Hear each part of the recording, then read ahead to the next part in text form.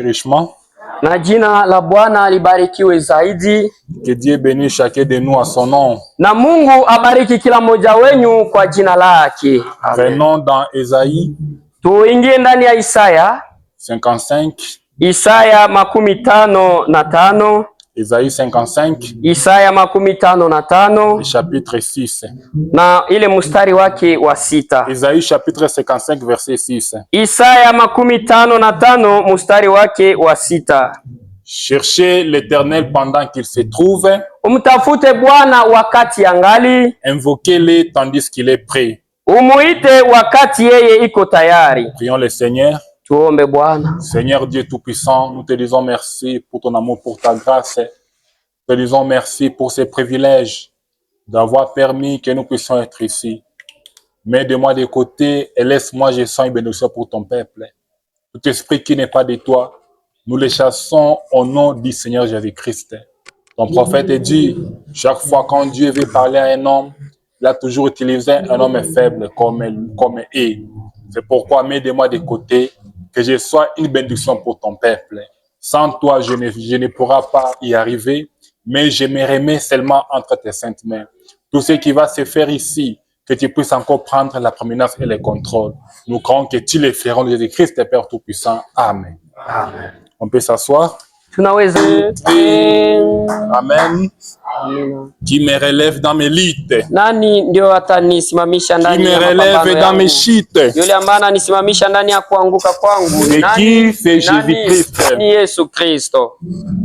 Que Dieu vous bénisse richement. Na Mungu awabariki zaidi. Je vous salue encore une fois de plus. Tena mara moja na wasalimia mjina la Yesu Kristo. Dans le nom du Seigneur Jésus-Christ. Mjina la Bwana wetu Yesu Kristo. Ça fait un temps que je n'ai pas prêché. Imeisha muda mrefu mimi sihubiri hapa. J'ai demandé à l'ancien que je puisse parler même cette semaine seulement. Niliomba ruhusa kusudi niweze kuhubiri kwa hii juma hata moja. Je pense que je vais parler quelque chose ici. Naamini kwamba nitazungumza kitu fulani hapa. Je parle sur le dessein de Dieu. Niko nazungumzia kuhusu tarajio ya Mungu. C'est mon sujet principal. Hiyo ndio simamizi yangu ya mwanzo. C'est ce que Dieu a mis sur mon cœur. Hiyo ndio Mungu aliweka moyoni kwangu. De parler le dessein de Dieu. Na kuzungumzia kuhusu tarajio ya Mungu. Est-ce que vous croyez que vous serez bénis? Je muamini kwamba mtabarikiwa? Moi je crois aussi je serai béni ce matin. Mimi pia naamini kwamba asubuhi ya leo nitabarikiwa. Si tu le crois, tu peux dire un amen. Kama unayamini pia unapaswa sema amina. Me dit, beaucoup de gens pensent que pour que l'église devienne meilleure, il faut chercher les instruments. Pour que l'église devienne meilleure, il faut décorer l'église. Mais Branham dit c'est une bonne chose. Mais le prophète dit, pour que l'église devienne meilleure, ce sont les gens qui viendront dans ces bâtiments, qui seront remplis du Saint-Esprit, et que l'église deviendra meilleure. Ce sont des prédicateurs qui auront la crainte de Dieu, qui fera que l'église devienne meilleure. Les instruments, la décoration, c'est bien, mais ce sont les accessoires. Pourquoi nous venons à l'église? J'aime le répéter chaque jour. Nous ne venons pas à l'église pour chercher de l'argent. Si tu veux de l'argent, tu dois faire de ta propre effort. La Bible dit nous allons manger à la sueur. Tu dois chercher un travail. Tu sais devenir maçon, devenir menuisier. Tu peux le devenir, mais par votre propre effort. Mais nous venons à l'église parce que moi je sais. Et je le crois. Et après cette vie, il y a une autre vie. Et voilà, me pose la question. Tu manges la même nourriture, tu devenais de plus en plus fort, mais à un moment donné, tu n'as pas changé la nourriture, mais tu deviens faible.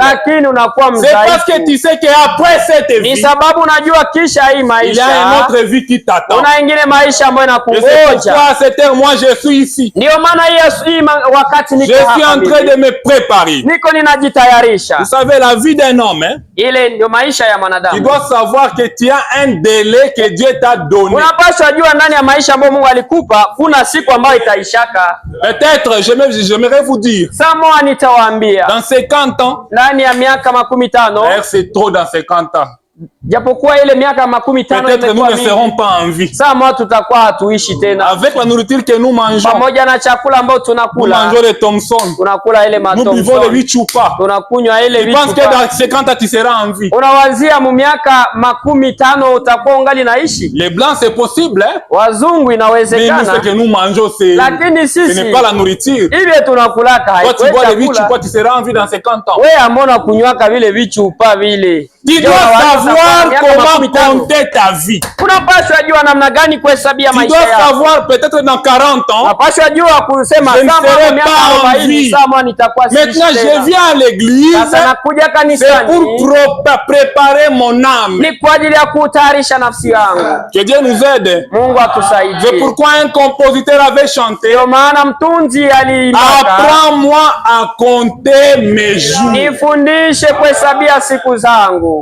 Souvent je pose cette question et les gens voient comme si je pose d'une manière vulgaire. Kuna mara mimi naulizaka hiyo swali, watu wanajiuliza mimi naiulizaka juu ya nini? Tu dois avoir la capacité. Unapaswa kuwa na uwezo même de poser la question à ta femme. Ya kumswali hata mke wako. Entre moi et toi qui partira? Kati yangu mimi nawe nani ndio ataendaka mbio? Est-ce que c'est un péché? Je, hiyo ni dhambi? Nous allons mourir. Tutakufaka tu. Vouloir ou pas tu vas mourir. Uogope ukatale uitike utakufaka. Si moi je ne t'enterre pas, toi tu vas m'enterrer. Kama wewe haunizike, mimi ndio nitakuwa kwanza kuzika.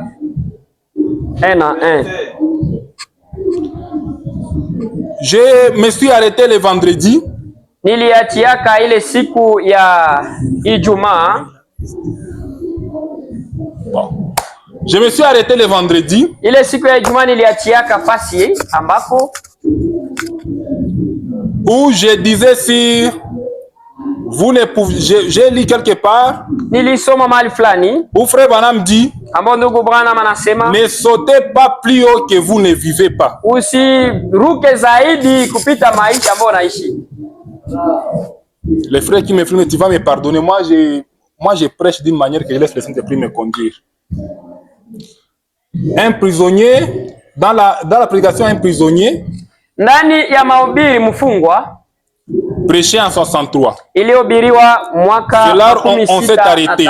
Pale ndipo tuli Frère Branham me dit je crois. Ndugu Branham anasema naamini. Toujours au fait de crier et de sauter. Naamini kwa watu ambao wanapazaka sauti na kuruka. Mais j'ai toujours dit. Lakini mimi nasema kila mara. Ne sautez pas plus haut que vous ne vivez. Usiruke zaidi kupita maisha yako. Car le monde vous regarde. Sababu dunia ulimwengu na kutazama. Voyez-vous? Waona? Vous devez sauter aussi haut que vous vivez. Unaweza ruka mkiwango gisi unaishi. Car quelqu'un est en train de vous observer. Sababu ukiruka zaidi ya maisha yako kuna mtu ambaye yuko nakutazama. Maintenant, sasa lorsque les gens ne veulent pas venir à l'église. Wakati watu hawapendi kuja kanisani. Frère Branham nous dit ne sautons pas plus haut que notre vie. Ndugu Branham anasema tusiruke zaidi ya maisha yetu. Frère Branham me dit maintenant. Ndugu Branham anasema lorsque les gens ne veulent pas venir à l'église. Wakati watu hawapendi kuja kanisani. Beaucoup d'entre eux wengi miongoni mwao ne veulent pas tout simplement le faire. Hawapendake tu kukia kukanisa kwa bure. Je ne vais pas venir à l'église. Mimi sipendi kuja kanisani. Maintenant, sasa pourquoi? Juu ya nini? Certains de ceux qui ne veulent pas venir à l'église wamoja miongoni mwa wale ambao hawapendi kuja kanisani sont des gens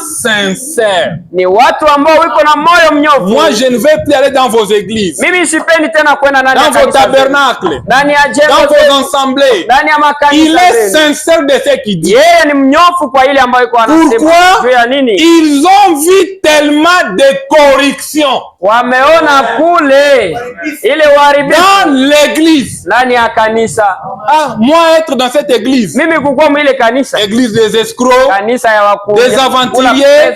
Quelqu'un il est sincère. Mtu ni mnyofu. Il dit ils ont vu beaucoup de corruption. Anasema ameona sana uchafuko. Dans l'église. Ndani ya kanisa. kanisa, qu'ils ne veulent rien faire avec cela, ambayo hapendi kufanya pamoja na ile. Moi, je me dis que je n'irai pas à l'église. Mimi najiambia kwamba kama sitaenda kanisani, yeye ni mwovu. C'est parce qu'il se retrouve dans une église des gens qui n'ont pas Dieu. Sababu anajikuta ndani ya kanisa des gens qui ont la méchanceté. Watu ambao ni et bien des fois wabaya. On parle de l'image d'un terme qu'il a donné. Na wanazungumzia picha ambayo aliweza kuleta. Eh bien, na vema, pour ce qui est des défections, ile ambayo ni ukatizwa tamaa, il y en aura au jour du jugement. Takuwaka siku ya uamuzi. Maintenant, sasa les pécheurs, watenda dhambi, les contrebaliers d'alcool, na wale wakunywa pombe. Frère Branham me dit concernant les jours de jugement. Ndugu Branham iko nazungumzia siku ya ile uamuzi, parce que le jugement viendra. Sababu hukumu iko karibuni. Frère Branham me dit les pécheurs, ndugu Bwana anasema watenda dhambi, les contrebaliers d'alcool, wale wakunywa pombe, les joueurs de jeux d'argent, wale wa kucheza ile michezo ya pesa, les adultères, wale wakahaba. Il y a des joueurs d'argent, kuna wale wa kucheza michezo ya pesa, les contrebaliers d'alcool, kuna wale wakunywa pombe les buveurs d'alcool, na wale wakuzisha pombe na les soulards, na wale walevi wa zaidi. Frère Branham me dit, ndugu Bwana anasema ils ne seront pas déçus, anasema hawatakatizwa tamaa d'attendre usikia la sentence qui les ordonne dans les faits éternels. Hukumu ambayo itawaamuru waingie ndani ya tanuru ya milele. Moi je sais, je suis un soulard. Mimi najua kwamba mimi ni mlevi. Je suis un prostitué. Mimi najua kwamba mimi ni mwasherati. Je ne peux pas être déçu. Siwezi katizwa tamaa. On me dit watakaponiambia dans les faits éternels. Elekea ndani ya tanuru ya moto. Il ne sera pas déçu. Mais celui qui sera déçu, ce type-là, qui essaie de se cacher derrière une espèce de profession de l'église. Qui sera déçu? C'est moi et toi. On s'appelle frères et sœurs. On essaie de nous cacher dans Zodiac. Il sera déçu. C'est bien lui le gars qui sera déçu. Au jour du jugement. C'est lui-là qui professe être chrétien. Et qui mène une vie contraire. Il sera mieux pour lui de ne même jamais faire une confession ni commencer du tout. C'est une conseil de frère Branham. Si tu sais que tu n'es pas chrétien, vaut mieux laisser. Parce que tu seras déçu. Tu sais, c'est comme un travail. Il y a un travail qu'on fait chaque samedi qu'on ne nous paye pas.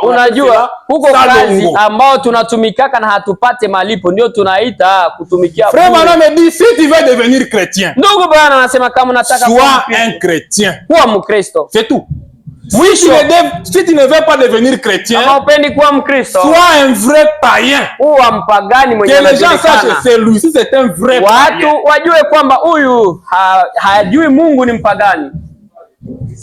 Frère Branham me dit, ça sera mieux pour vous de ne même jamais faire une confession, ni de commencer, plutôt que de commencer à mener une vie différente.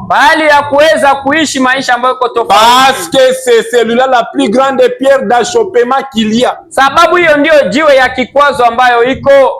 La plus grande pierre d'achoppement que nous pouvons avoir dans cette église, ce sont des gens qui s'appellent chrétiens et ils ne sont pas des chrétiens. C'est vrai, la vie chrétienne, frère Branham me dit, la vie chrétienne c'est comme des entraînements. Mais tu dois faire un effort à devenir chrétien. C'est la plus grande pierre d'achoppement. Si celui-là qui fait une confession, kama yule ambaye anakiri disant qu'il est chrétien, akisema yeye ni Mkristo, et qui mène une vie différente. na ambaye anaishi maisha ambayo iko tofauti. Moi je suis chrétien. Mimi ni Mkristo. Je vous ai dit le vendredi niliwaambia siku ya Ijumaa que la vie chrétienne, kwamba maisha ya Kikristo ça s'éprouve. inaonekanaka. Je vous ai montré un exemple. Niliwapa mfano. On peut mettre ici des garçons, 3 garçons. Wanaweza watia wa kijana wawili watatu. Entre ces garçons, wanasema miongoni mwa qui est vijana, un rasta, nani njoo. en voyant seulement, les gens diront c'est celui-là. Kwa kumuona tu hivi watu watasema huyu ndio mvuta bangi. On peut mettre des jeunes sœurs ici. Wanaweza watia wasichana hapa. Entre ces jeunes sœurs, miongoni mwa wasichana, qui est une prostituée, nani ndiye kahaba. en voyant seulement, kumuona tu hivi les gens vont voter, watu watamchagua huyu ndio kahaba. Et la vie chrétienne, maisha ya Kikristo, ce sont les gens qui vont témoigner que tu es chrétien. watu ndio wataweza kuleta ushuhuda kwa Bwana. Me dit quand vous vivez une vie différente, ndugu Bwana anasema unapoishi maisha ambayo tu deviens donc tu deviens une pierre d'achoppement. Unakuwa jiwe kubwa ya kikwazo. Bwana me dit c'est pourquoi même Dieu ne nous bénit pas. Ndugu Bwana anasema ndio maana hata Mungu atubariki. Tu n'es ni tiède, hauko tu hata ni moto, chaud, hauko hata tu n'es ni chrétien, hauko hata tu n'es ni païen, hauko hata tu es seulement au milieu. Wewe uko tu pale katikati. Laisse-moi te conseiller un seul conseil. Acha mimi nikupe ile. Frère Branham nous dit, shauri moja, si tu veux devenir chrétien, ndugu Bwana anasema kama unapenda sois un bon chrétien. Kuwa Mkristo wa kweli. Il y a des conditions pour être chrétien. Kuna shurti ambazo zinaomba uwe Mkristo. Un chrétien doit prier. Mkristo anapaswa omba. Est-ce que tu pries? Je, wewe unaombaka? Un chrétien doit lire sa Bible chaque jour. Mkristo anapaswa soma Biblia yake kila siku. Est-ce que tu lis ta Bible? Je, wewe wasoma Biblia yako? Un chrétien Mkristo doit avoir l'amour. Anapaswa kuwa na upendo. Est-ce que tu as l'amour? Je, wewe una upendo? Frère Branham me dit que la vie chrétienne n'est pas une vie de facilité. Haiko maisha ya urahisi. Pas une vie de facilité. Les chrétiens ne demandent pas la facilité. Mkristo haombake ile urahisi. Parce que beaucoup de gens aiment ce qu'on appelle la facilité. Babu watu wengi wanapenda ile ambayo inaitwa urahisi. Un chrétien ne demande pas la facilité. Haombake urahisi. Nous ne sommes pas. Hatuko. Tant de promesses sont faites aujourd'hui parmi les chrétiens. Nous avons beaucoup de promesses qui sont faites aujourd'hui. Un chrétien ne demande pas la facilité. Tu es chrétien? Ne cherchez pas la facilité. La Bible dit depuis autant de gens, autant de gens, autant de gens, le royaume de Dieu est forcé. Ce sont les vainqueurs, ce sont les courageux qui entreront. Amen. Oh, le ciel est gratuit. Qui t'a dit que le ciel est gratuit? Frère Branham me dit quand tu arriveras au ciel, il y aura des anges qui viendront devant toi et ils te feront un salut. Ils te disaient, frère Josaphat, tu as vaincu le monde, tu as vaincu ceci, tu as vaincu la méchanceté, tu as vaincu la corruption. Ils te donneront un salut. Un chrétien ne demande pas la facilité. Tant de promesses sont faites aujourd'hui parmi les chrétiens. Tant de ministres promettent des faussetés aux gens.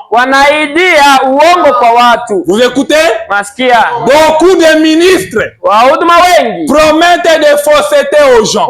Il dit, si seulement vous venez à Christ, tous vos problèmes seront réglés.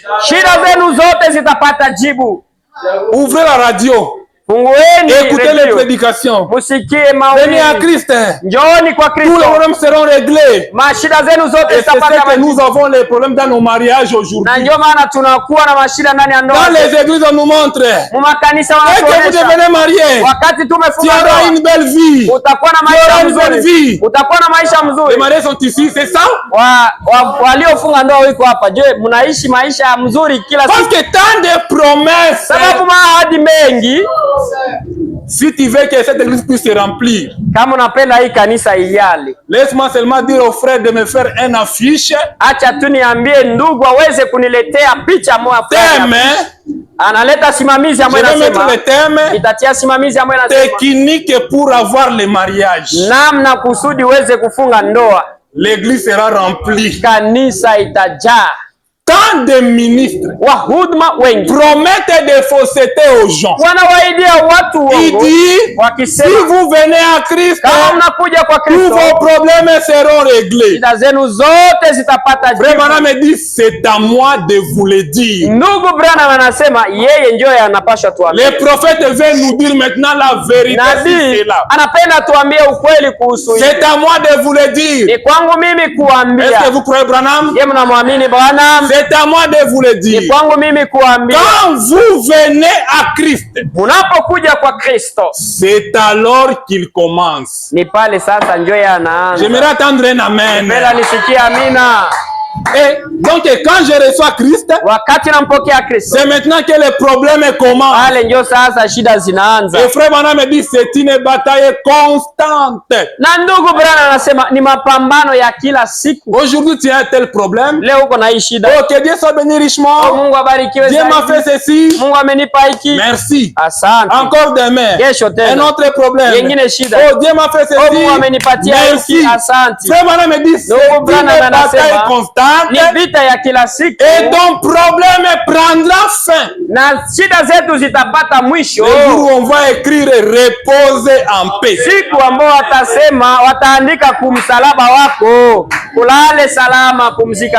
Tant qu'on n'a pas encore écrit repose en paix, les problèmes seront là. C'est pourquoi nous disons les morts se reposent. Tant que tu es encore en vie, tant qu'on n'a pas encore écrit RIP, les problèmes seront là. Tu veux que le problème puisse se terminer? Dites à Dieu qu'on écrit RIP. Jipatie sumu. Amen. La vie chrétienne. Quand vous venez à Christ, c'est alors qu'il commence. Amen. C'est alors que vous mettez un uniforme. C'est que vous prenez un fusil et que vous allez sur les champs de bataille.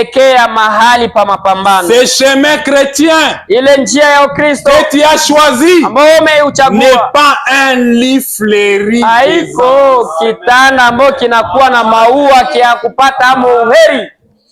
Une lit fleurie d'aisance. Il y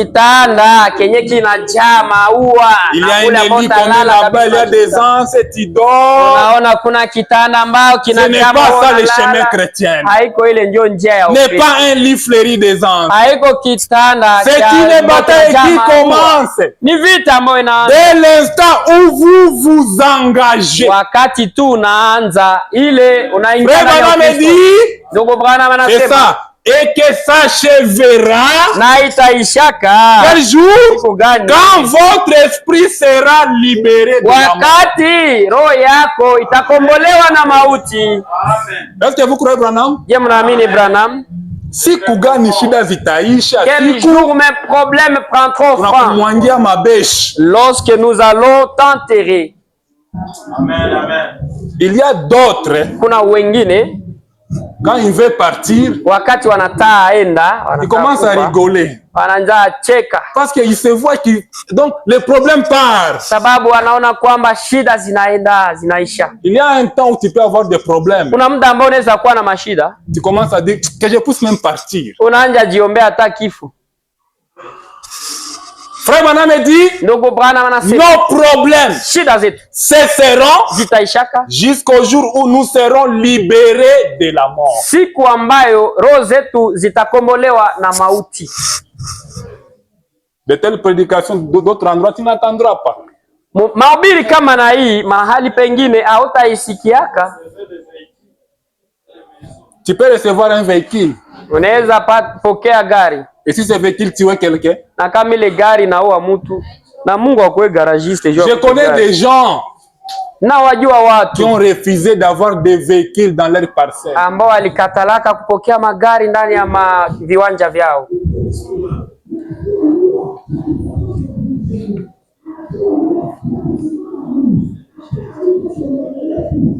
Ça s'achèvera jusqu'à ce que votre âme sera libérée. Vous n'êtes pas dans un pique-nique, dans un karaoké.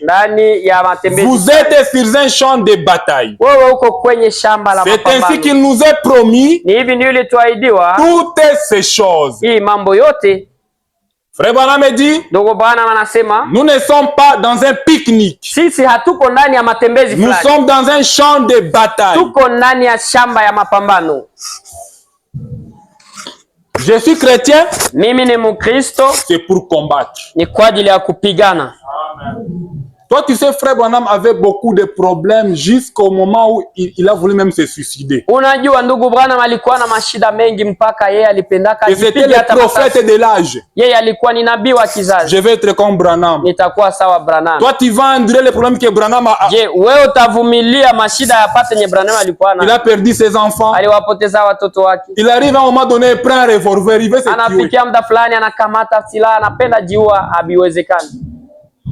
La vie, ce sont des problèmes. Mais celui qui peut te donner la paix du cœur, c'est Christ. Parce que si tu as Christ, même si des problèmes venaient, tu diras ce sont des passagers. L'influence d'un autre. Prêché en 62. 58. Combien Dieu bénira un homme qui restera fidèle à la parole de Dieu. Eh bien, il ne sera pas peut-être très populaire. Si tu restes fidèle à la parole de Dieu, tu seras béni. Avoir seulement une bonne santé, c'est une bénédiction. Tu peux faire une année, tu n'as jamais été à l'hôpital. C'est une bénédiction. Bénédiction physique. Dieu te bénira. Un homme qui restera fidèle à la parole de Dieu. Eh bien, il ne sera pas peut-être très populaire, mais il sera béni. Et maintenant, les gens doivent faire leur choix. Soit vous voulez agir comme le reste des gens, soit vous voulez être béni de Dieu. Maintenant, vous pouvez juste faire votre choix. Si vous voulez vivre comme le reste du monde, vous serez béni d'eux. Maintenant, vous ne pouvez pas faire juste votre choix. Si vous vous tournez au désir de Dieu, vous serez béni de Dieu. Vous devez donc choisir aujourd'hui qui vous voulez servir. Comme l'a dit le prophète. Frère, je préférerais prêcher des personnes en étant fidèle aux yeux de Dieu et de me tenir devant 10 000 personnes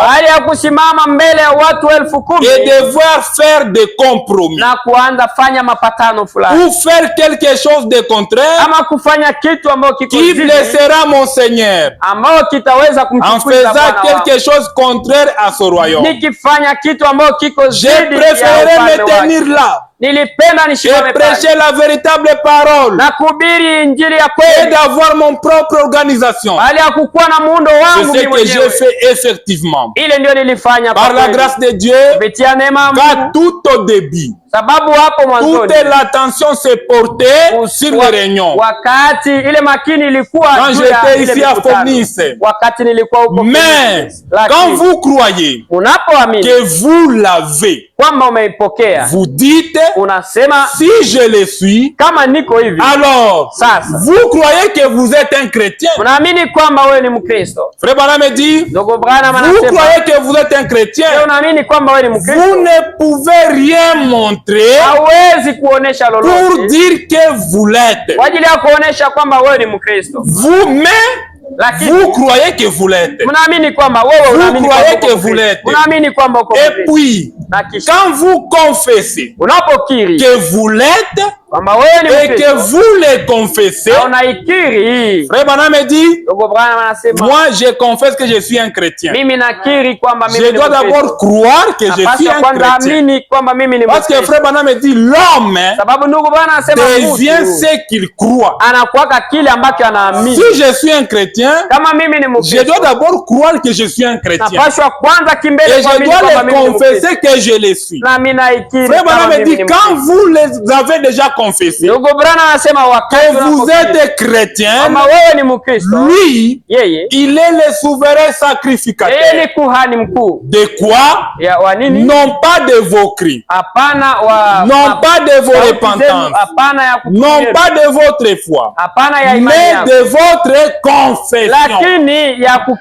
Frère Branham me dit, si tu veux devenir un chrétien, tu dois d'abord les confesser et ta vie doit prouver que tu es un chrétien. Peu importe la grandeur de votre foi, cela ne vous fera aucun bien jusqu'à ce que vous ajoutez les œuvres. Car la foi sans les œuvres, elle est morte. Le corps sans l'esprit est mort. Quand vous dites je crois en Christ, alors acceptez cela. Mettez-vous à le dire. Vous croyez donc que vous êtes chrétien? Dites que vous êtes chrétien. Tu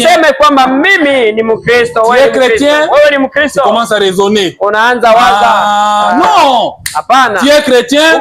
Oui, je suis chrétien. Dites que vous êtes chrétien. Agissez comme un chrétien. Je vais toucher un peu, je vais vous montrer comment les chrétiens vivent. Agissez comme un chrétien. Frère Branham me dit, un chrétien ne prend pas de décisions si hardivement. C'est ça qui agit. Frère Branham dit, un véritable chrétien doit avoir un temps où il doit d'abord chercher la volonté de Dieu. J'habite à Rutoboko, je vais déménager à Majengo, je dois avoir un temps où je dois consulter Dieu. Ah, tu écoutes que na faire Bunia lia ça déjà tu prends ta famille tu pars. Unasikia banakuambia kule Bunia vitu viko mzuri, ale wewe ule na jamaa yote, je umemuuliza Mungu? Agissez comme un chrétien. Utende kama Mkristo. Associez-vous à ceux qui sont des chrétiens. Uweze kufungamana kwa wale ambao ni wa Kristo. Cela produira la justice. Ile italeta sheria. Après un temps, tout le monde saura que vous êtes chrétien. Parce que vous êtes, parce que vous confessez comme un chrétien. Vous agissez comme un chrétien. La loi qui possède un nombre.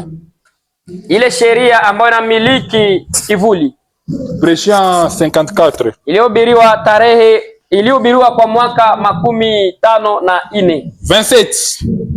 Fungo yake ya 27. Le jugement du péché anasema ile hukumu ya dhambi consiste à retrancher la vie. Inakuwaka ya kuondoa uzima. Comme les gens peuvent donc regarder, voir ce que nous croyons de façon très absolue dans le sang du Seigneur Jésus-Christ.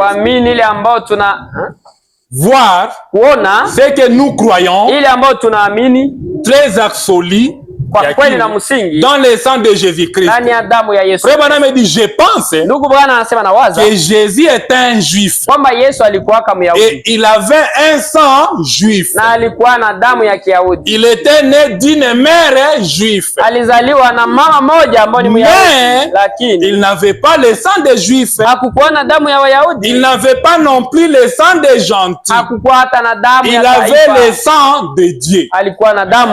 Voyez-vous, Dieu le Père, Mungu Baba, Dieu le Père, Mungu Baba, allons-y lentement. Dieu le Père, Mungu Baba, l'a couvrir, alimuvika, a couvert Marie la Vierge, akamuvika Maria Bikira de son ombre, akamuvika na kivuli kyake, et il a créé une cellule de sang na kaumba mule chembe chembe dans le sein qui a engendré le Fils Jésus-Christ. Ndani ya tumbo iliyomzaa ule mwana Yesu Kristo. Frère me dit, comprenez-vous ce que je vais dire? Ndugu Bwana wanasema eleweni ile ambayo mimi nataka. Frère me dit, Dieu le Père, ndugu Bwana anasema avait couvert Marie la Vierge alimufinika kama Maria Bikira de son ombre, na kivuli kyake, et il a donné un cellule, na kapana chembe chembe, et on a eu le Fils Jésus-Christ. Mule mkatoka mwana Yesu Kristo. Frère Branham me montre un exemple. Ndugu Bwana il dit, c'est comme la poule, anasema ni kama kuku, elle peut pondre les œufs. Inaweza taga mayai. La poule pond les œufs. Kuku inataga mayai. Elle peut pondre les œufs. Inaweza taga mayai. Mais ces œufs ile mayai n'est pas fécond. Kama haziezi totola, n'est pas fécond, à moins que la poule n'a été avec le mâle. Kama zile mayai haziezi totola kama ile kuku ya dike haikukutanana na jogo. Même si la poule restait là, hata kama kuku dike inabaki pale, si ses œufs ikibaki pale kifinika, en train de les garder jalousement, ikizilinda kabisa kweli, si ses œufs ile mayai n'a pas été en contact avec les mâles, kama hazikuwasiliana na jogo, la poule restera là 30 jours, ile kuku itabaki pale, itabaki hata mwaka, il n'y aura jamais un bon résultat. Kama hakutakuwa matukio ya mzuri. Écoutez attentivement. Sikia na makini. Et j'ai souvent dit, na mimi nasema kila mara, ceci non pas pour plaisanter. Mimi naisemaka hapana juu ya kufanya sababu je crois qu'on ne devait pas le faire ici à l'estrade. Kama hatungeliweza kufanya ile hapa kwenye, mais c'est pour exprimer quelque chose. Lakini ni kwa ajili ya kuweza kusema kitu fulani. Prenez encore un vieille femelle d'oiseau. Ukamate ile ndege mzee, et peut pondre les œufs, anaweza taga mayai, et remplir les nids, na anajaza ile chicha, et peut les couvert, na anaifinika, et les retourne, na anarudia tena. Elle peut rester attachée à ses œufs, anaweza baki pale akifinika mayai, au point de rester sur les nids, na gisha anabaki mpaka anabaki kwenye chicha, si misérable, na anakuwa mwenye ole, ne pas être capable de voler du nid, na hata kuwa na uwezo hata kuondoka kwenye chicha. Elle reste attachée à ses œufs, anabaki akifinika mayai yake. Mais lakini si cet oiseau femelle, kama ule ndege wa dike, n'a pas été en contact avec les mâles, hakuwasiliana na ndege ya dume, les œufs ne vont jamais explorer, ile mayai hawezi kama kuachilia, elles ne seront jamais féconds, haiwezi kama kupasuka. Bwana nous montre un exemple. Bwana anaonyesha mfano. Prenez un oiseau, anasema kama tena des œufs, ana mayai yake, peut rester là-bas, anaweza baki pale, tant qu'il n'y a pas une mâle. Wakati ya kukukua tu ile ya dume. Frère Bwana me dit, ces œufs ne vont jamais explorer. Anasema zile mayai kamwe hazitatoka kama vifaranga. C'est comme prenez une fille, ni kama ukamate binti, elle peut rester là, binti abaki pale, tant qu'elle n'est pas encore mariée, muda wote haya funga, elle n'aura jamais des enfants, hata pata batoto. Même si prie Seigneur, hata kama naomba donne-moi les enfants, nipe watoto Seigneur, donne-moi les enfants, tant qu'il n'y a pas le mariage, elle n'aura jamais les enfants. Muda wote hakuna ndoa hata pata watoto. Amen. Amen. Frère Branham me dit, maintenant, il en est ainsi des églises d'aujourd'hui. On est ensemble, hein? Il en est ainsi des églises d'aujourd'hui. Vous pouvez avoir un groupe de gens. Vous pouvez les dorloter. Parce que les chrétiens d'aujourd'hui veulent être dorlotés. Les chrétiens d'aujourd'hui sont comme des bébés. Oh frère, il faut venir à l'église. Oh frère, il faut venir à l'église. Il veut être dorloté. Je vous avais dit ici, il y a une église. On dorlote les chrétiens. Quand c'est après culte, chaque personne passe dans un cafétéria. Il peut avoir dîner. Donc les chrétiens d'aujourd'hui veulent être dorlotés. Vraiment me dit, tu peux avoir une église. Vous pouvez les dorloter. Les faire ceci et cela. Tout ce que vous voulez. Mais s'ils n'ont pas été avec Christ, s'ils ne sont pas nés de nouveau, donc on peut vous dorloter. Il y a des prédications qu'on peut prêcher ici. Vous sentez vraiment que vous m'aimez. Je n'ai même pas envie que vous puissiez m'aimer. Au moins que Dieu m'aime.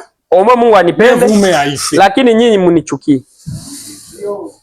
Si tu veux qu'un homme t'aime, c'est un problème. Ni shida ile. L'homme a toujours été fatigué. Anachokaka. L'homme peut te lever ceci. Mwanadamu anaweza kuinua hivi. Je peux prendre ce mouchoir. Ninakamata hii kitambaa. À 17h. Kwa 17h. Ma main sera fatiguée. Mkono wangu itachoka. Et je vais laisser ce mouchoir. Na nitaiachilia. C'est ça un homme. Ule ndio mwanadamu. Vous pouvez leur dorloter. Mais s'ils n'ont pas été avec Jésus-Christ, si tu as une église, ils ne sont pas nés de nouveau. Frère Branham me dit, vous avez simplement un nid plein d'œufs pourris. C'est tout et c'est vrai. Ni mwisho na ni kweli. On peut te dorloter. Wanaweza kubembeleza. Si tu n'as pas Christ, kama una Kristo. Ce qu'on frère Branham est en train de dire. Il y avait un pasteur. Au temps de frère Branham. Où il dorlotait ses brebis. Il y a maintenant une sœur qui est arrivée à la fin de sa vie. Quand il est arrivé à la fin de sa vie, il regardait là où il allait. Il a commencé à dire, toi faux pasteur, tu ne m'avais pas prêché la vérité. Laisse-moi te prêcher la vérité. Mais qu'un jour nous serons ensemble là-bas. Siku moja tuwezake kutanana tena kule ngambo nyingine ya bahari. Vous êtes bénis? Nabarikiwa.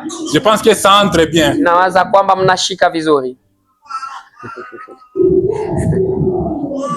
Frère Branham me dit quelque chose ici. Ndugu Branham anasema kitu fulani hapa. Il dit que nous avons des prières, nos prières sont devenues des traductions. Anasema maombi yetu imekuwa ya kawaida. Mazoezi. Dans la prédication des pardons 40. Ndani ya mahubiri ile toba 40. Nos prières sont devenues une traduction. Maombi yetu imekuwa zoezi. Nous nous mettons à genoux la nuit. Tunapiga magoti usiku. Et nous disons, na tunasema, Seigneur, Bwana, bénis tel. Bariki mtu fulani. Bénis tel. Bariki mtu fulani. Fais ceci. Fanya hiki. Aide des gens. Na wasaidie watu. Aide frère Eli. Saidia ndugu Eli. Aide frère Richard. Saidia ndugu Richard. Fais tout ceci. Fanya hiki. Vous faites de Dieu un macotte. Munafaa Mungu saa kakiana kakutumatuma. Vous lui faites un garçon de course. Munamufaa Mungu wa kutuma kiana mwenye unaweza ambienda niuzia inite. Vous savez un garçon de course c'est qui? Unajua kiana wa kutumatuma ni wanamna gani? Quand j'ai de l'argent, Wakati niko na pesa, je peux avoir une poste. Naweza kuwa na je vais me dire peut-être je n'irai pas au marché de Virunga acheter des chaussettes. Ambayo inaweza sema bosama sitaelekea kusoko ya Virunga ni nunue avec mon rang, pamoja na kazi ambayo niko nayo. Je ne prendrai pas moi-même mon véhicule pour aller au lavage. Sasa mimi mwenyewe sitakamata gari yangu kusudi ni je vais chercher un garçon de course. Nitatafuta kiana mwenyewe. Et frère Branham me dit nous faisons Dieu aussi un garçon de course. Na ndugu Branham anasema nasi pia tunamfanya Mungu kuwa kijana wa kutumatuma. Vous faites de Dieu un garçon de course. Tunamfanya Mungu kuwa kijana wa kutuma huko na kule. Quand il dit Seigneur, wakati unasema Bwana, bénis tel. Bariki ndugu. Seigneur, bénis tel. Bariki fulani. Seigneur, Bwana, fais ceci. Fanya na hiki. Seigneur, Bwana, donne-moi une voiture. Nipe gari. En bon? Tu fais de Dieu un garçon de course. Unafanyiza Mungu akuwe kijana wako mwenye uko na tumatuma. Un planton. Vous connaissez un planton? C'est celui qu'on envoie. Na hana ta droit kukatala. Hauya ikala banakwambia wewe. Dieu, Mungu, fais ceci. Fanya hiki. Dieu, Mungu, fais ceci. Fanya kile. C'est ainsi que Jésus nous a dit de prier. Je, hivi ndio Mungu Yesu alituambia tuombe? Il nous a dit de prier comme ceci. Alisemaka tuombe hivi. Frère Branham nous donc fait un marche en arrière. Ndugu Branham anarudia nyuma kidogo. Dieu nous a dit de prier comme ceci. Mungu alituambia tuombe hivi. Notre Père qui est aux cieux. Baba wetu uliye mbinguni. Est-ce que vous priez ceci? D'abord tu dis notre Père qui est aux cieux.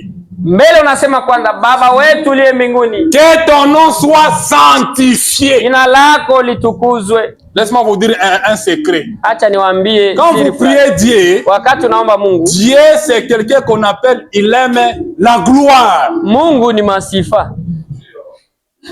Oui, oui.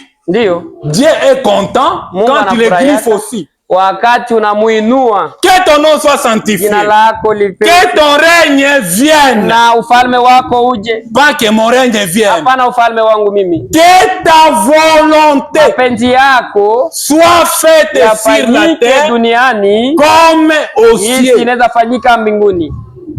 Quand vous priez, il faut d'abord chercher que la volonté de Dieu soit faite. Inaomba kutafuta mapenzi ya Mungu ndiyo itimie. Pas ta volonté. Bana mapenzi yako.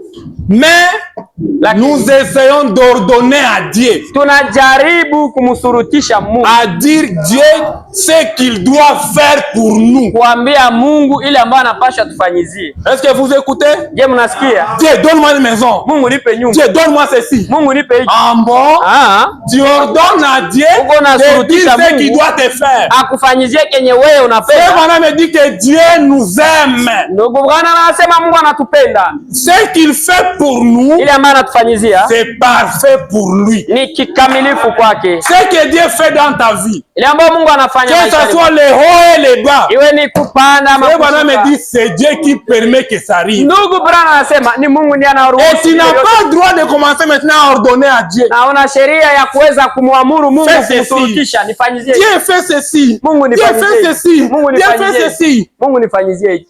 Laisse-moi dire un exemple. Acha nipane mfano fulani. Dans une église là où j'étais. Ndani ya kanisa fulani ambayo nilikuwa. Branham me dit ce sont des païens qui multiplient même beaucoup de prières. Ndugu Branham anasema ni wapagano ndio wanaomba sana maombi ya mingi. Nous essayons de donner à Dieu ce qu'il doit faire pour nous. Frère Branham me dit, c'est la raison pour laquelle nos églises se refroidissent.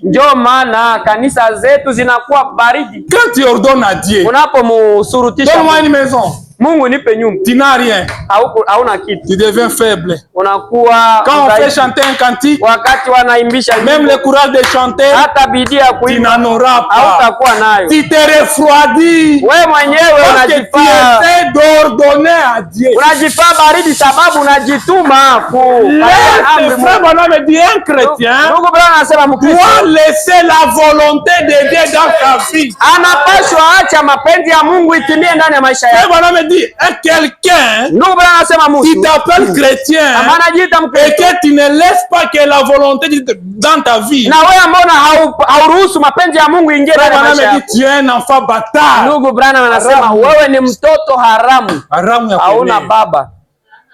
Un Un véritable chrétien Mukristo wa kweli doit laisser la volonté de Dieu dans ma vie.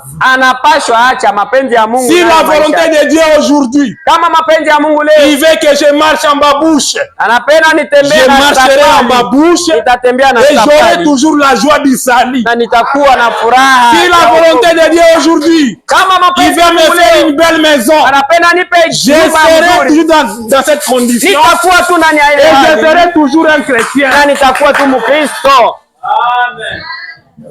Mais les enfants bâtards, lakini watoto haramu, quand ils demandent à Dieu, anapomwomba Mungu, donne-moi une voiture, donne-moi ça, dès qu'il n'en a pas, wakati tu apate, il se refroidit. anakuwa anazofika. Quand on dit prier le Seigneur, anaposema tuombe Bwana, il prie comme ça. Anaomba na depuis que j'avais prié, kuanzia siku il m'a pas encore répondu. Awe anijibiaka hata haramu we.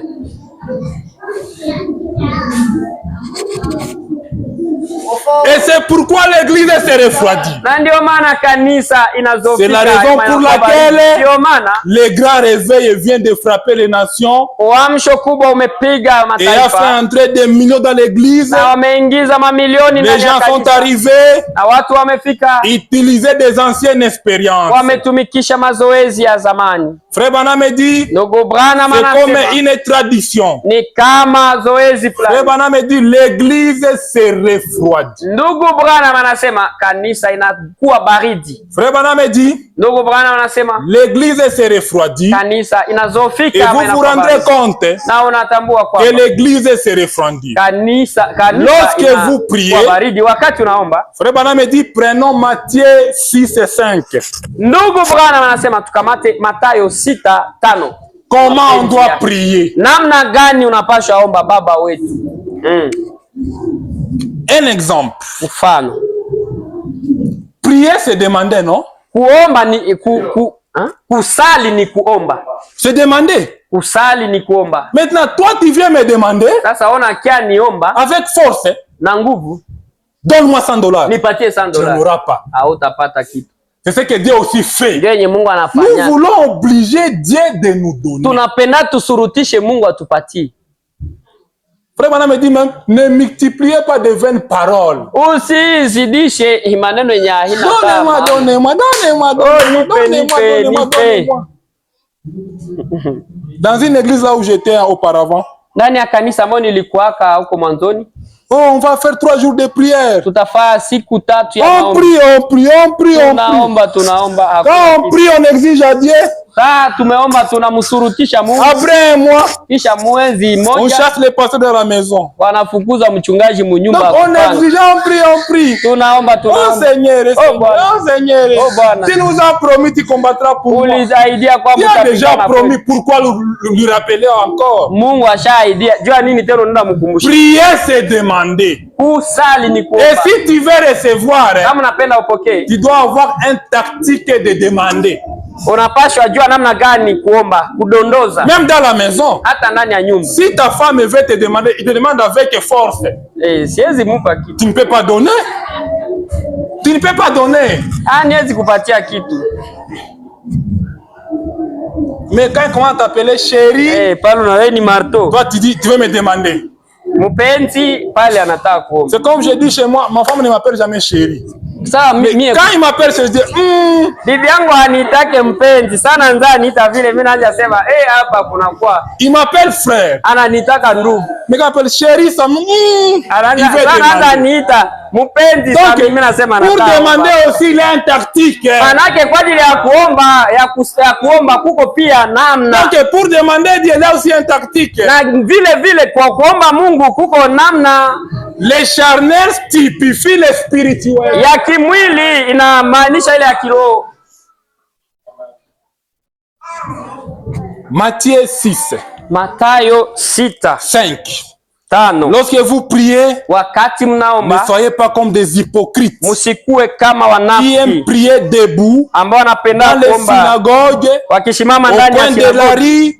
pour être vu des hommes. Kusudi waonekane kupitia watu. Je vous dis en vérité, na waambia kwa kweli, ils reçoivent leur récompense. Wanapokea tuzo yao. Mais quand tu pries, lakini wakati entre dans ta chambre, ingia ndani ya chumba yako, ferme ta porte, funga mlango, prie ton Père qui est dans les lieux secrets. Omba baba yako ambaye ko mahali pasiri. Et ton Père qui est dans les lieux secrets, na baba yako ambaye ko mahali pasiri, qui voit dans les lieux secrets, ambaye anaona mahali ya siri, et les rendra. Ataikupatia. Lorsque tu pries, wakati unaomba, entre dans ta chambre, ingia ndani ya chumba yako, et prie le Seigneur. Na uombe Mungu. En priant, ne multiplie pas de vaines paroles. Usizidishe maneno ambayo haina maana. Oh Seigneur, oh Baba, ukipiga mikono, tu sais que je t'aime. Tu sais que j'avais fait ça. Ne multiplie pas de vaines paroles. Usizidishe maneno haina maana. Comme les païens, kama wapagani, qui s'imaginent ambao wanawaza qu'à force de paroles, juu wanazidisha maneno mingi, ils seront exaucés. Mungu atawajibia. Donc si tu pries beaucoup, tu seras non. Kama unaomba mingi utaweza ku. Ce sont les païens qui font cela. Ni wapagano ndio wanafanya ile. Ne les ressemblez pas. Usiwafanane. Car écoutez ici bien. Sababu sikia, notre Père, Baba yetu, c'est de quoi vous avez besoin. Anajua vile vyenye uko navyo haja. Amen. Dieu sait de ce que tu as besoin. Mungu anajua ile ambao uko nao. Il sait que tu as besoin de te marier. Anajua uko na haja kufunga ndoa. Peut-être il bloque. Mwana ifunga. Parce qu'il voit si tu te maries, sababu anaona kama tu vas amener un karashika. Utaleta. Peut-être il bloque. Anafunga. Il y a des raisons. Anajua la Bible dit notre Père. Biblia inasema Baba wewe. C'est ce que tu as besoin. Anajua ile ambao uko nao haja. Il sait que tu as besoin de l'argent. Anajua kwamba uko na haja. Il sait que tu as besoin du travail. Anajua kwamba una haja ya kazi. C'est pourquoi ne multiplie pas beaucoup de prières. Ndio maana usizidishe maneno mengi. Notre Père, c'est ce que vous avez besoin. Anajua ile ambao uko nao haja. Avant que vous le lui demandiez. Mbele wewe umwambie, umuulize. Avant de prier, mbele ya kuomba. Dieu sait déjà ce que tu as besoin. Mungu anajua ile ambayo avant que vous le demandiez. Mbele wewe umuombe. Voici comment vous devez prier. Tazameni namna gani mnapaswa. Notre Père qui est aux cieux. Baba yetu uliye mbinguni. Que ton nom soit sanctifié. Jina lako litukuzwe. Que ton règne vienne. Ufalme wako uje. Que ta volonté soit faite. Mapenzi yako yatimie. Quoi? Nini? La volonté. Mapenzi. Pas ma volonté. Hapana mapenzi yangu lakini ya Mungu. Si je prie Dieu, kama namuomba Mungu, et qu'il répondait d'une manière ou d'une autre, na anajibia mwi namna maingine, je vais comprendre c'est la volonté. Nitaelewa kwamba hii ni mapenzi ya Bwana. Un chanteur avait chanté. Mwimbaji fulani aliimba. Quelquefois. Mara fulani. La volonté. Mapenzi ya Mungu. Et contraire. Inakuwa kazidi. À nos désirs. Ya yenye tunapenda. Mais moi je voulais seulement. Mimi nilipenda tu. Sa volonté. Mapenzi yake. Si sa volonté. Kama mapenzi yake. C'est que je dois affamer. Nasema nilale njala. Je voudrais seulement. Nitasependa tu. Sa volonté. Mapenzi yake. Nalala njala na furaha parce que c'est sa volonté. Ndio. Ça c'est vrai. La volonté de Dieu. Que sa volonté soit faite. Mapenzi yako yatimie. Sur la terre comme au ciel. Duniani kama vile mbinguni. Donnez-nous notre pain quotidien. Tupe chakula chetu cha kila siku. Pardonnez-nous nos offenses. Tusamehe makosa yetu. Comme nous pardonnons à ceux qui nous ont offensés. Kama tunawasamehe waliotukosea. Ne nous induis pas à la tentation. Usituache tushinde na ushawishi. Mais délivre-nous du mal. Lakini tuokoe na maovu. Car à toi appartient. Sababu ni kwako ndio. Dans tous les siècles. Le règne, la puissance et la gloire. Miaka yote milele na milele. Amen. Nguvu na utukufu kwako. Amina. Que la volonté du Seigneur. Mapenzi ya Bwana itimie. J'aimerais lire ceci pour terminer. Nilipenda nisome hivi kwa ajili ya kumaliza. Vous êtes bénis? Nabarikiwa. Moi j'aime seulement la volonté de Dieu. Mimi napendaka tu mapenzi ya Mungu, ndio. Même si c'est dire comment que ça soit la volonté de Dieu. Vigumu namna gani. Kama tu ni mapenzi ya Mungu, si tu aimes ta volonté, tu es bâtard. Kama unapenda mapenzi yako, wewe ni haramu. La seconde venue de Jésus-Christ. Ujio wa pili wa Yesu Kristo. Paragraphe 61. Fungo yake ya 61. Oh! Si il y a jamais un temps où l'église devait faire un inventaire pour savoir s'ils ont toutes les drames, c'est bien maintenant. Il fait sombre. Giza iko. Il fait sombre. L'oppression, les nuages d'une civilisation dévastatrice sont suspendus au-dessus de la terre partout. Frère me dit c'est le péché et la débauche qui s'installe. Donc le monde il fait sombre. Je vais lire aussi où Frère Branham dit que le réveil est terminé. Nous aurons un réveil encore. C'est terminé. Il fait sombre. Le péché et la débauche. Nous vivons à une époque terrible. Une époque terrible où règne la méchanceté. Les gens sont devenus méchants. Et je dis que la méchanceté, ce n'est pas parler seulement mal. Même les frères sont devenus méchants. Que Dieu te bénisse. Toi, tu as chez toi 10 poules. Tu as un stock de riz. Le frère est dormi, dort affamé. Frère, que Dieu te bénisse. Tu es méchant. Donc la méchanceté s'installe même dans les frères. Un enfant de Dieu, ne cherchez pas qu'on veut te demander pour donner. Tu dois avoir quand même la conscience. Tu es dans l'église, comme on est ici. Tu vois ta voisine, il baille chaque fois.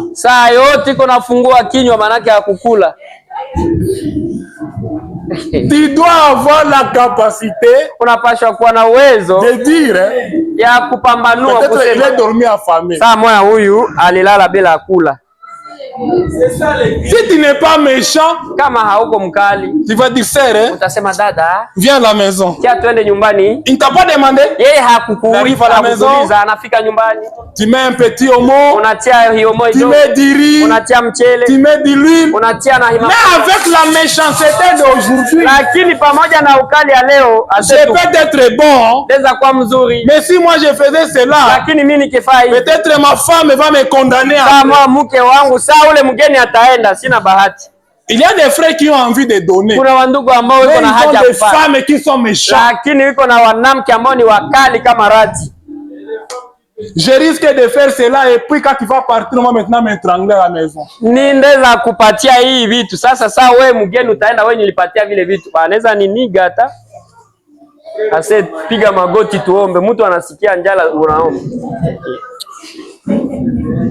Nous vivons à une époque terrible où règne la méchanceté. Laissons cela. Que Dieu te bénisse. Dieu va venir au ciel pour me bénir.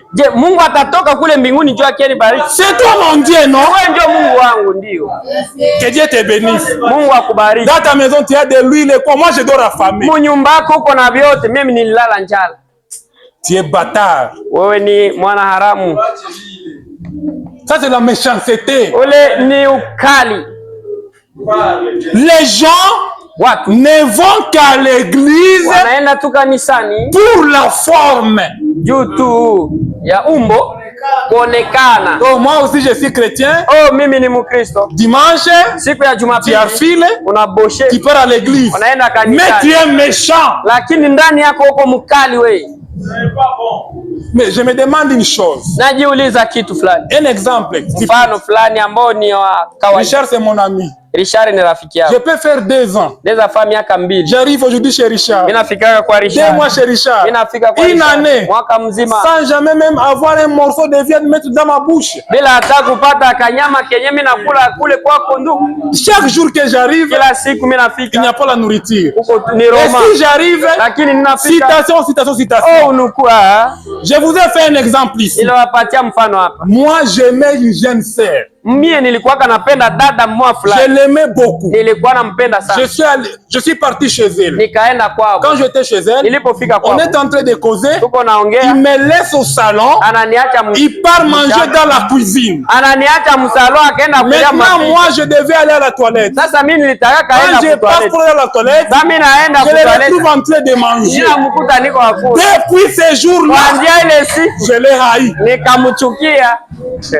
Mwenyewe haima rafiki yake. Il me dit frère, non, pourquoi tu ne viens pas encore à la maison? Jua nini ukienda tena kunyumba toka kule. Mimi nisikie. Je l'ai dit celle que je vais prendre maintenant. Nikasema sasa huyu donc dans la maison. Ça sera terrible. Manake huyu nikaenda naye sasa il y a aussi des sœurs pareilles. Na kuna wandugu wa vile na toi tu m'as laissé un gros foufou. Oui. Tu m'as laissé un gros foufou. Unasonga ugali kubwa. Tu ne donnes pas à ton mari. Haupatii hata bwana. Oh, c'est pour les bébés. Oh, ni ya mtoto.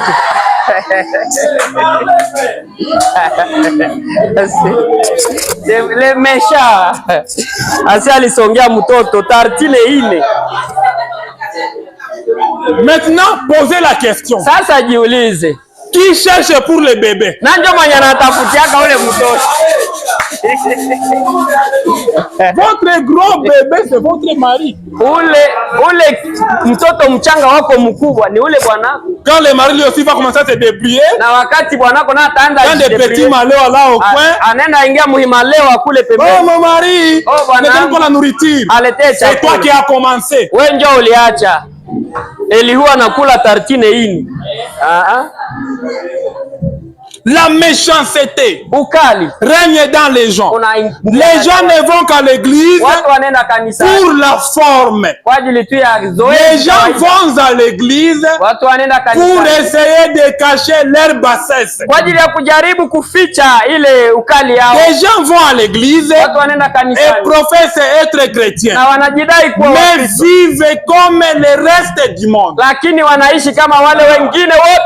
Ils boivent, ils fument, ils jouent à l'argent, les femmes s'habillent d'une façon immorale. Pourtant, à public des vêtements qu'ils ne devront même pas porter dans leur cabinet de toilette. Et l'amour fraternel est une chose qui est presque en voie de disparition. Ni kitu ambacho kinaonekana kama kinatajishia.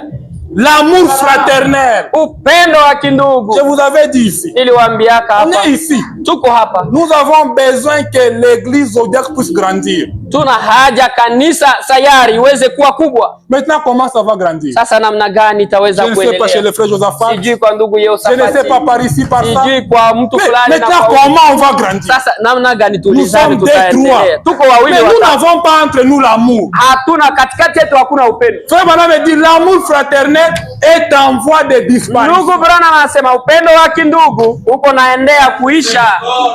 Vous voulez qu'on puisse grandir? Munapenda siku moja tuendelee, qu'on puisse être une grande communauté, tukue kanisa kubwa. On doit chercher l'amour. Tunapaswa tafuta upendo. On doit avoir la communion entre nous. Tunapaswa kuwa na ushirika kati yetu. Je me disais qu'on peut faire les communions. Nilikuwa nasema tunaweza fanya ushirika. On peut commencer tel mois on part chez tel. Tunaweza anza siku mwezi fulani tunaanza kwa mtu fulani. Mais j'ai raisonné aussi. Lakini nikawaza tena. Si on allait nous tous chez tel. Kama siku moja tunaenda sie wote kwa mtu fulani. Si ni charge. C'est un grand charge. Ni charge. Et ici nous avons des mamans. Hapa tuko na mama. Les mamans mangent beaucoup. Mama wanakula vya trop. Donc les frères risqueraient donc de perturber son programme. Oui, ça nous aide, non? Laisse-moi terminer par la Bible. Acha nimalizie kwa Biblia. L'église d'autrefois. Kanisa ya mwanzoni. Actes chapitre 2. Matendo ya Mitume sura yake ya 2. Je pense que les anciens vont raisonner cela. Nawaza kwamba wazee wataweza kufikiria kwa hili.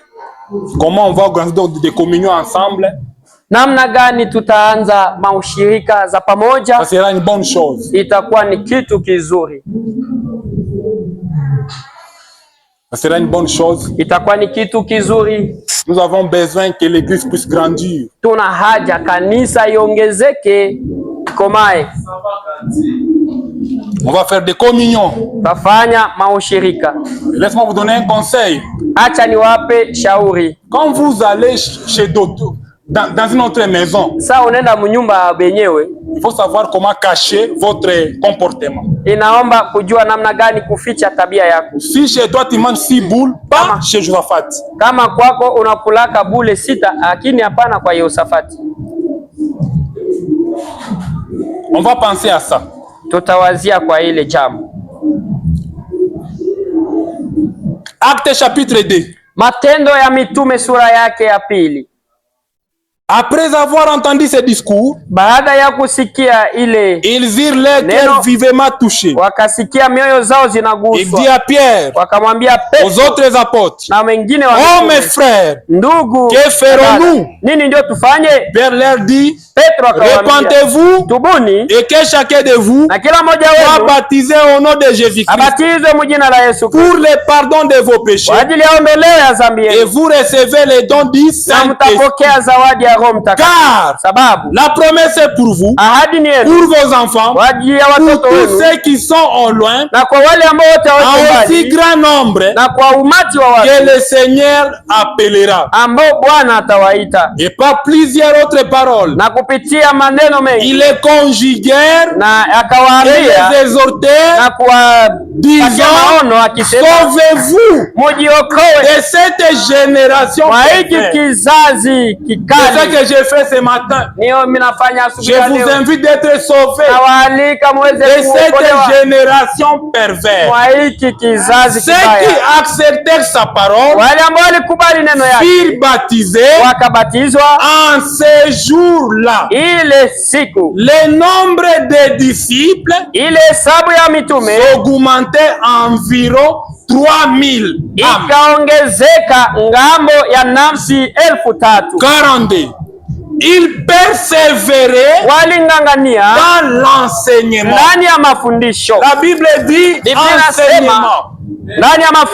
Comme nous aussi, nous persévérons dans l'enseignement des apôtres, dans la communion fraternelle. Communion. Pas seulement des citations. J'arrive chez toi. Frère Branham avait dit. Frère Branham avait dit. Tu washe mbambula kwanza. Anza washa mbambula njoo niambie vile. Frère Branham. Ndugu Branham, si mimi navijua na nishavisikia. Lakini leta damazi. Frère Branham avait dit. Ndugu Branham alisemaka. Frère Branham avait dit aussi il faut donner. Na ndugu Branham amesema tena pana. Frère Branham. Ndugu Branham. La communion fraternelle. Anasema ushirika wa kindugu. Dans la fraction du pain. Ndani ya kuvunja mkate. Manger ensemble. Unakula kibugali. Même si c'est un jus de vie, tu peux amenez-moi ça va m'aider. Fraction de pain. Ile kwa kuvunja mkate. Si on apprenait dans cette église, il y a une sœur qui cache la nourriture. On va le dévoiler ici. Kama tunasikia kwamba mwi kanisa mko dada maana ficha chakula. Je vous le dis au nom du Seigneur Jésus-Christ.